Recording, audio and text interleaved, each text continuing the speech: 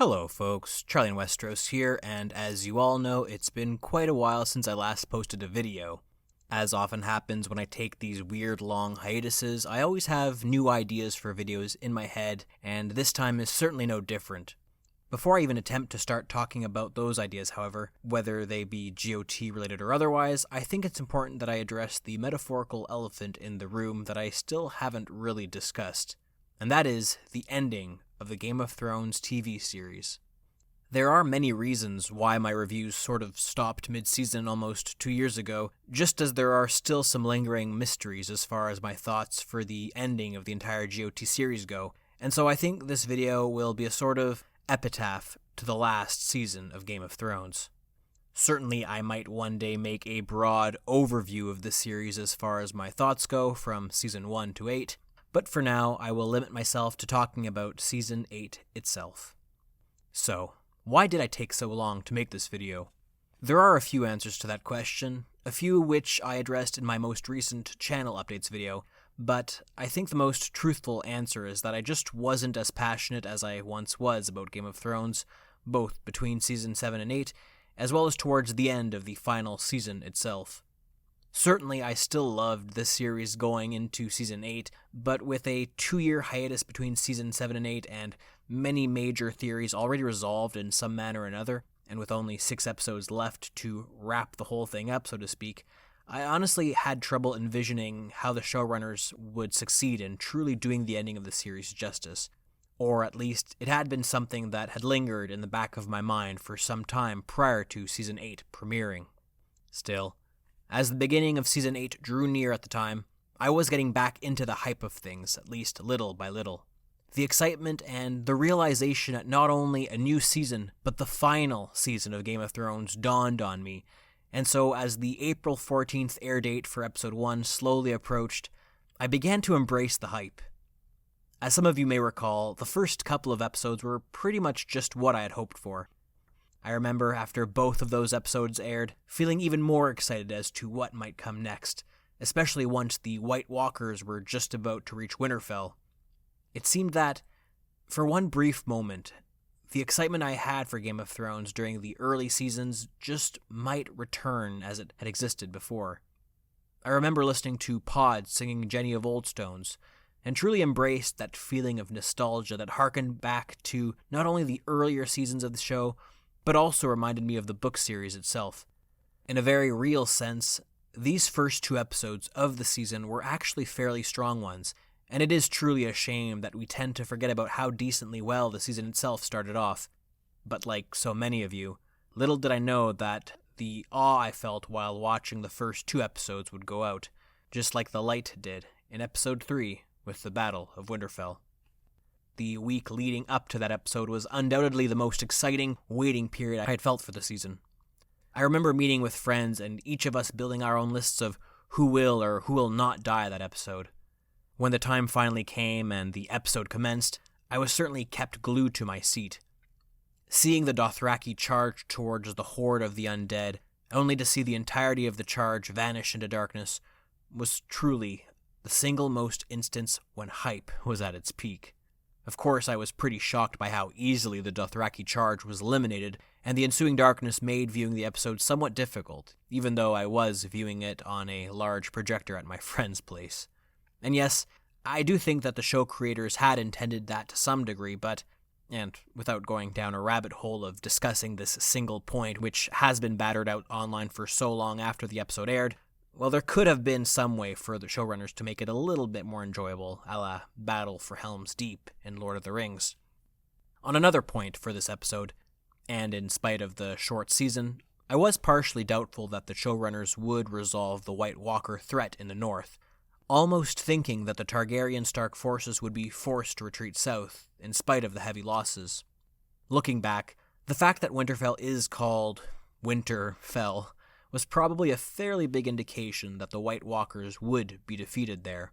But at the same time, the idea that such a major, if not the biggest threat in the series would be dealt with halfway through the last season rather than at the very end, it did seem a little difficult for me to believe. To jump into the crux of this episode, I think that certain blunders could have been forgiven, and others not so much. What I mean is, when we look back at seasons like 5 and 6, there were certainly some plots or storylines that just sort of fell flat.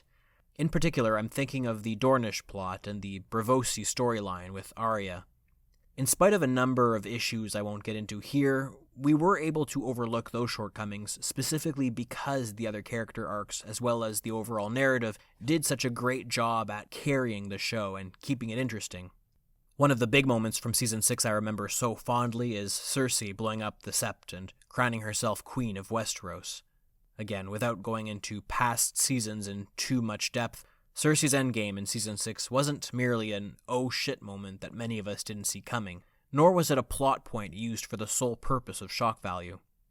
Scenes like Cersei's worked so well because they were well-developed story arcs that logically led to that very do-or-die moment where the character was forced into a position of having to make a truly drastic decision.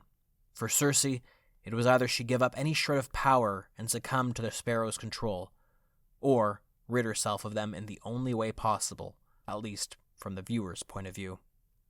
Any shock value in that moment, like the explosion of the Sept, was basically a sweet bonus to that payoff, and for what it's worth, this point absolutely applies to Dany's actions in Episode 5, The Bells, as well. So, going back to the Battle of Winterfell, I think the viewers would have been able to forgive things like the darkness of the episode or the Dothraki being wiped out in the blink of an eye, if only the ending of the episode hadn't been so anticlimactic and somewhat illogical. That is to say, the choice to have Arya kill the Night's King translated to me personally as a last-minute decision that the creators tried to play off as though it was something that had been planned for a very long time. The utilization of the following line by Melisandre from an earlier season as a cue to prove that Arya was destined to slay the Night's King. Brown eyes, blue eyes, green eyes you'll shut forever. To me, when the line was originally delivered, it was simply meant to indicate that Arya would kill a lot of people, and that's it. This is a point I've heard many times before, but I will restate it here briefly. If you don't want Jon Snow to kill the Night's King, that's fine, but the choice should be done in a way that makes some degree of sense, and doesn't just come across as a cheap ploy to surprise the audience that ye old prince that was promised ain't so promised after all, in spite of the plot direction built up around his character for some 8 seasons. Anyway, let's end the discussion of Episode 3 here and move on to the next couple of episodes. Episodes 4 and 5, Mad Dany versus Good Dany. So, I spent longer than I should have figuring out how to explain my feelings for these 2 episodes, which at the time felt like and still feel like a blur. I think what little hope I had for the season sort of gradually ended as Episode 4 progressed, culminating in that bizarre killing of Rhaegal by the Iron Fleet. Certainly, seeing Missandei's execution did elicit some emotions out of me, but I don't recall feeling the same kind of intense feeling I had during Ned Stark's execution, or even the Red Wedding, or heck, even when Cersei blew up the Sept of Baelor in Season 6. It's weird to say this, but whenever I look at those clips from the earlier seasons now, I'm immediately reminded of how much I truly loved the show in the beginning, and how much this final season stands in stark contrast to the series' early seasons. Now, there have been a lot of GOT Season 8 roast content and what went wrong with the last season type of videos, and I think they all cover so many points that would just be redundant for me to discuss here. I do nevertheless want to try and bring some kind of unique take, even so long after the season aired.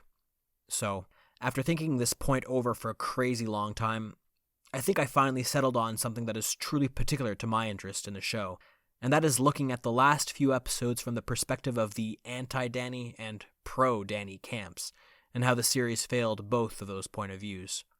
That all might sound a bit strange, so let me explain what I mean.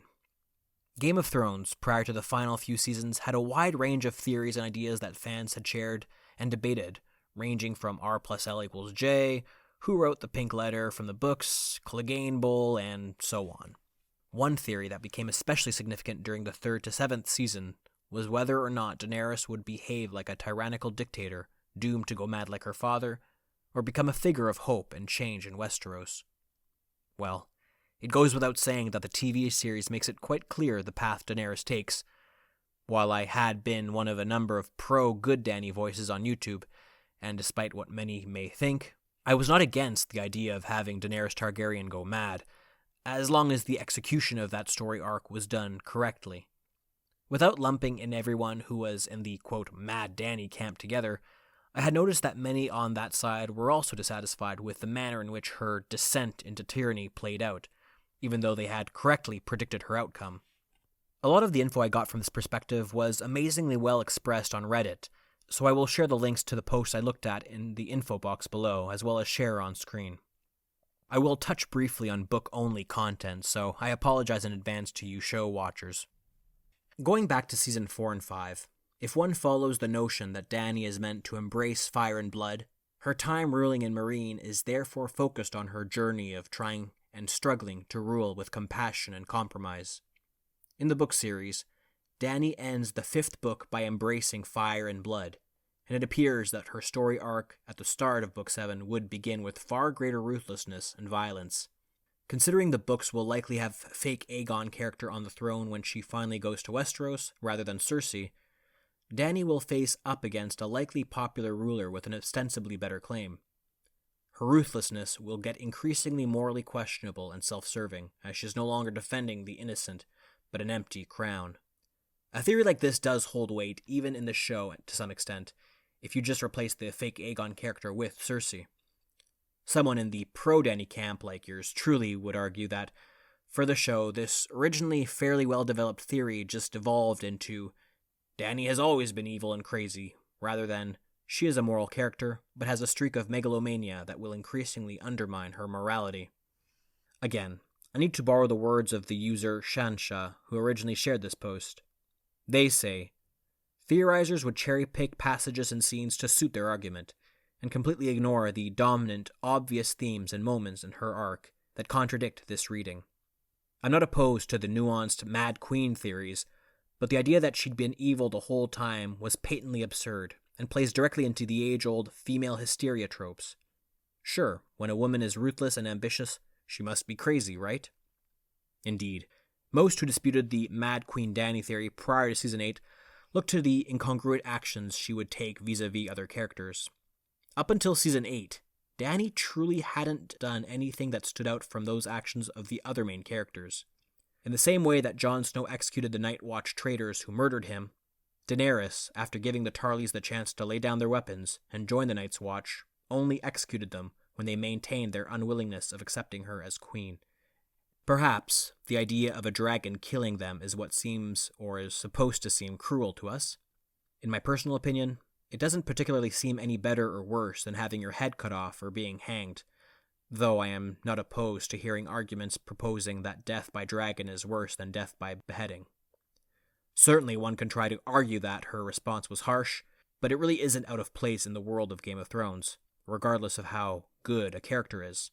Need I remind everyone that Ned Stark executed a defector of the Night's Watch at the start of Season 1? The same Reddit user makes this point very clear. Well before the 5th episode of Season 8, Tyrion and Varys began talking about Dany as though she were already a crazy tyrant, even before she did anything that can be considered particularly crazy or tyrannical in the context of the medieval-esque world they live in. They'd share concerned looks when she questioned their honestly very bad suggestions. Despite their own histories of violence and ruthlessness, suddenly any plan that risked a single life was untenable. Tyrion, who used fire himself in battle, to defend Joffrey no less, walked through the fields of fire, appalled last season at the wreckage. The show seemed to particularly linger on the violence, the screaming, the horror of the men as they burned in a way that they'd avoided when our other heroes slayed their enemies during past seasons. Call this lazy writing, call this willful ignorance on the part of the showrunners, I think my point stands. And yes, I wish I could be a little bit more original on this point, but this truly emphasizes my very feelings on the matter concisely. I do strongly encourage you all to check out that post, as well as the thread which I have linked in the info box below. Going back to the perspective of those who are or were Mad Dany proponents, I think another user in the same thread, Vinny, summarizes the issue from this perspective quite succinctly. This is what happens when you cheat and have all the answers to the test, but then you're tripped up when you don't know how to show your work. Mad Dany was the endgame the show was working back from, not carefully toward. By the time the final episode came around, my personal sentiment was at a point where I was just wanting the whole thing to be wrapped up and dealt with. My expectations with Dany is that her death was, at this point, inevitable. I don't want to go down the path of cracked pot theorizing, but I do have one such theory involving Daenerys after Drogon carries her corpse away from the Iron Throne. Feel free to comment below if you'd like to hear a slightly crazy theory I have involving Dany after this event, and I'd be happy to make a video on it. The small thing I sort of liked seeing from this final episode was the echo back to that scene from the House of the Undying in Season 2, and this well-crafted choice does play in favor of the pro-Mad Dany camp all along. Still, one good moment was too little, too late to save the episode. Moving forward a little to Dany's death at Jon's hands, I can't help but feel surprised that Drogon didn't kill Jon outright. But I guess D&D said something about Drogon not killing him because he knew Jon loved Dany and didn't deserve to die for killing her, so yeah, not going to go down that path any further. Again, yes, in all fairness, there were some nice moments to the last episode. For instance, I don't mind the idea of Arya going west or Sansa becoming an important leader in Westeros, but let's be honest. If the North had indeed separated in spite of the fact that a Stark sits on the throne of the 6 kingdoms, you would think that they wouldn't mind staying part of the other kingdoms. I don't know if this is a point that resonates more with book readers given the background knowledge we have of the 7 kingdoms, so only show watchers, please let me know what you think about this. Truth be told, my bigger shock at that point was that Dorne and the Iron Islands didn't decide to outright separate as well, or even have all the 7 kingdoms devolve into a pre-Targaryen world. I know I'm being a little, very salty discussing the finale, but this is truthfully how I felt right after the end of that season. And in all honesty, my feelings haven't really changed all that much 1.5 plus years later. Besides, there are so many amazing videos out there talking about the final season and especially what the finale of Game of Thrones did wrong that I don't really have much to add to the conversation at this point. The costumes for Season 8 were truly incredible, as was the music and especially the acting from the entire cast, so it is a shame that the rushed ending to the series does those positive aspects of the show a disservice. Unfortunately, and this has been said so many times before, I think the books not being completed was, at least in part, a disservice to the showrunners. It's fair to say most seasons, especially those early seasons that were a lot closer to being carbon copy adaptations of the books, were immensely successful and engaging. The showrunners clearly did a fantastic job at adapting the books, as can be seen from the slow build-up and the character development from the earlier seasons, which made for incredibly complex, fascinating, and alluring characters, even those who seemed somewhat more two-dimensional in the book series. With that in mind, I am truly curious to see where the last 2 books take us, and if George R. R. Martin opts to change anything from the series as a result of the reaction to Season 8. For now, and for myself, a more pertinent question is, where do I go from here? Though I have discussed that already in my channel updates video, please feel free to check out that video in the info box below. I will try to still summarize what I plan to do here on out. Yes, I still intend to produce Game of Thrones content. Although Game of Thrones has long since concluded, George R. R. Martin is still writing books 6 and 7 in the series, and there is, more importantly, another spin-off in the works focused on the Targaryen Civil War. Personally, I am incredibly hyped to see how the prequel materializes on screen, and I absolutely plan on covering it once it comes out. Other than that, I also intend to make more videos on mythical creatures, tales, legends, and just maybe touch on other fantasy series if the interest is there. For those of you who have tuned in for this long, thank you so much for being part of this almost 8-year intermittent GOT adventure of mine on YouTube so far. I certainly hope you'll tune in for more in the future. As always, thank you for watching. Don't forget to like, subscribe, and share your thoughts in the comment section below, and of course, I will see you all next time.